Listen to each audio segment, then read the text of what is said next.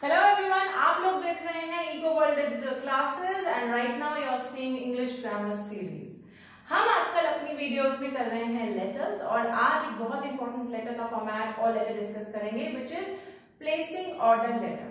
पहले तो ये समझो कि ऑर्डर प्लेसिंग क्यों करनी है और ये लेटर क्यों लिखनी है। प्रोफेशनल दुनिया में कोई भी चीज फोन पर बातचीत से नहीं चलती। हमको उसका रिकॉर्ड रखने के लिए उसको रिटन फॉर्म में लिखना जरूरी होता है।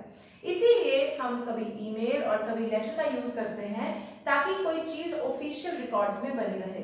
इसीलिए जो प्लेसिंग ऑर्डर लेटर है ये एक टाइप की बिजनेस लेटर है, ऑफिसेज में काम आती है और ये कई मतलब बहुत ज्यादा फ्रीक्वेंटली यूज लेटर है। इसका शायद आपको अपने करियर में, अपनी लाइफ में कई बार इस्तेमाल करना पड़े। बहुत सिंपल है, बहुत इजी लेटर है। आज की वीडियो में हम इसका फॉर्मेट डिस्कस करेंगे और मोटे तौर पे डिस्कस करेंगे कि हम जब ये लेटर लिखते हैं तो इसमें हमें क्या क्या लिखना होता है। इस वीडियो के बाद there will be another video जिसमें मैं एक सैंपल लेटर शेयर करूंगी, उसको देखना मत भूलिएगा। ठीक है, चलिए शुरू करते हैं। तो जैसा कि हर लेटर बिजनेस लेटर में या फॉर्मल लेटर में होता है, शुरुआत होती है सेंडर एड्रेस से। आप देख रहे हैं मैंने किसी होटल का नाम लिखा है क्योंकि मैं अज्यूम कर रही हूँ कि किसी बिजनेस ऑर्गेनाइजेशन को दूसरे बिजनेस ऑर्गेनाइजेशन से चीजें चाहिए, चीजें खरीदनी है। तो इसीलिए Himtales hotel, mall road, Shimla. Sender address mostly क्या होगा, अगर आप लोग 12th में हैं या 11th में हैं या 10th में हैं, आपको सीबीएसई के क्वेश्चन पेपर में बहुत क्लियरली एड्रेस गिवन होगा कि आप कौन हैं, आपकी डेजिग्नेशन क्या है। सिमिलरली आपको बताया जाएगा कि क्या ऑर्डर करना है और किस ऑर्गेनाइजेशन से ऑर्डर करना है। तो ये काम तो बहुत सिंपल है, यहाँ तो सोचने की जरूरत ही नहीं है। पेपर में सेंडर एड्रेस दिया हुआ क्वेश्चन में, वो लिख दीजिए। आपका एड्रेस आप जो भेज रहे हैं ये 3 लाइनों में, please remember left align margin से लगता हुआ। अब बिजनेस लेटर में एक प्लेसिंग ऑर्डर में एक डिफरेंस है, डेट से पहले एक रेफरेंस नंबर लिखना होता है। आप देख रहे हैं मैंने HH2305 लिखा है। ये रेफरेंस नंबर आपको कई बार अपने आप से बनाना पड़ेगा, आप कुछ भी कर सकते हैं। और यहाँ पे ये बात बतानी जरूरी है कि रेफरेंस नंबर क्यों लिखते हैं।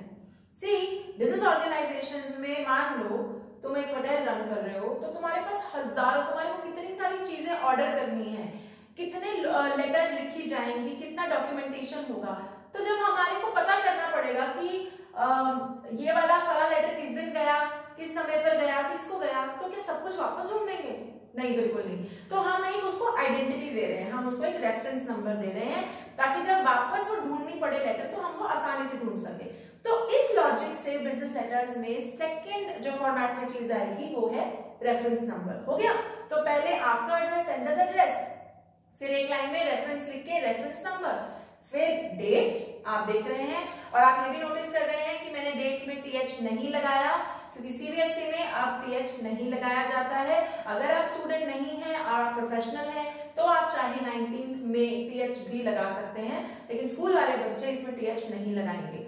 सो 19 में 2020 और अगली 3 लाइनों में अगर आप देखें मैंने लिखा है रिसीवर्स एड्रेस, मतलब जिनको हम ऑर्डर प्लेस कर रहे हैं, जिनको हम ऑर्डर दे रहे हैं उनका एड्रेस। ठीक है, नेक्स्ट हमारा जो आया फॉर्मेट में वो है सब्जेक्ट। देखो सब्जेक्ट लाइन तो बहुत इंपॉर्टेंट है क्योंकि सब्जेक्ट लाइन पढ़ते ही आपके रिसीवर को पता चल जाएगा कि ये लेटर किस बारे में है और वो उसको जल्दी जल्दी खोल के आपका काम जल्दी जल्दी से कर देगा, प्रॉम्प्टली कर देगा। इसीलिए सब्जेक्ट लाइन भी बहुत इंपॉर्टेंट है। ओके, तो मैं क्विकली रन थ्रू कर रही हूँ। हम शुरुआत करेंगे सेंडर्स एड्रेस से। 1 फॉर्मेट का 1 part, 2 reference number, 3 date, 4 receiver's address, 5th subject and finally salutation. Salutation मतलब आप उनको इज्जत दे रहे हैं, आप उनका नाम लेके उनको रिस्पॉन्ड कर रहे हैं। आप कह रहे हैं डियर सर या सर्स या मैम, कुछ भी वो करके फिर हम आएंगे लेटर की बॉडी पर।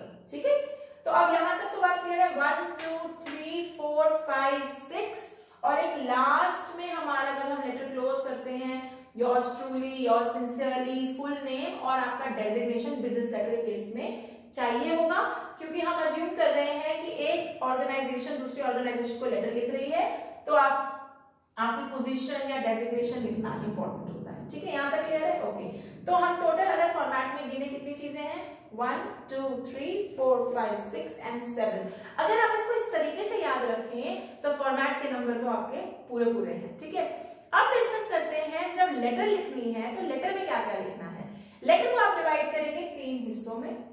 पहला पैराग्राफ में आप लिखेंगे, आप कहीं ना कहीं जहां से आपने बातचीत शुरू की थी, जहां से आपका कनेक्शन बना था, उसको रेफर करेंगे। मेरा कहने का मतलब है कि मान लो तुम एक बिजनेस ऑर्गेनाइजेशन के हेड हो और तुमको कुछ खरीदना है, तो ऐसा तो नहीं है कि बस आज तुम्हारा मन करा और तुमने लेटर लिख डाला। पहले आप उनसे बात करेंगे, फोन पे बात होगी, थोड़ी बहुत डिटेल पता करेंगे, कुछ ना कुछ कनेक्ट पहले से बातचीत हुई होगी और उस बातचीत के चलते उन्होंने हो सकता है अपना कैटलॉग क्या होता है, एक किताब सी भेजते हैं जिसमें सारे प्रोडक्ट्स होते हैं, उनके नंबर या उनके क्वालिटीज या उनकी प्राइस सब कुछ लिखा हुआ होता है, मार्केटिंग डॉक्यूमेंट होता है। हो सकता है आप वो बातचीत कर चुके हैं, आपके पास कैटलॉग आ चुका है और उसको देखने के बाद अब आप ऑर्डर प्लेस कर रहे हैं। तो जो लेटर की शुरुआत है वो कनेक्ट बिठाने से शुरू करते हैं। इसलिए पहले पैराग्राफ में आप ऐसी बातें लिखते हैं कि थैंक यू, आपने बहुत जल्दी फॉर योर प्रॉम्प्ट रिस्पॉन्स, आपने जल्दी से अपना कैटलॉग भेजा, हमने आपका कैटलॉग देखा और हम उस कैटलॉग को देख के ये ऑर्डर प्लेस करना चाहते हैं। तो पहले पैराग्राफ में have a connection, go back to that connection, उसको मेंशन कीजिए।